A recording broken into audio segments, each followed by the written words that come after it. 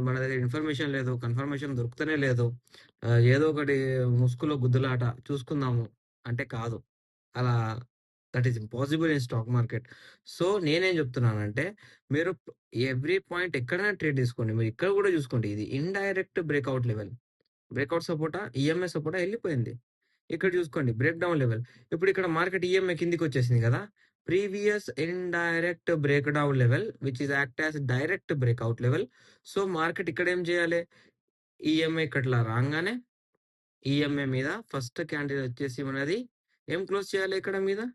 Green close జేయాలి. అలా green close చేస్తేనే గదా! మార్కెట్ ఇక్కడికెళ్ళి బయింగ్ ఎళ్ళేది. సో, నేను మీకు నేర్పించే విషయాలలో మీకేమైనా డౌట్ ఉంటే, మీరు నన్ను డైరెక్ట్‌గా కాంటాక్ట్ జేయొచ్చు. నా కాంటాక్ట్ నంబర్ మీకు నా డిస్క్రిప్షన్‌లో దొరుకుతది. నా వాట్సాప్ నంబర్‌లో దొరుకుతది. సారీ నా వాట్సాప్ నా టెలిగ్రామ్ ఛానెల్‌లో గూడా దొరుకుతది. మీరు వాట్సాప్‌లో నాకు డైరెక్ట్ కాంటాక్ట్ జేయండి. నేను ఉండేది హైదరాబాద్‌లోనే. మీకేమైనా డౌట్స్ ఉంటే గూడా మీరు నన్ను అడగొచ్చు.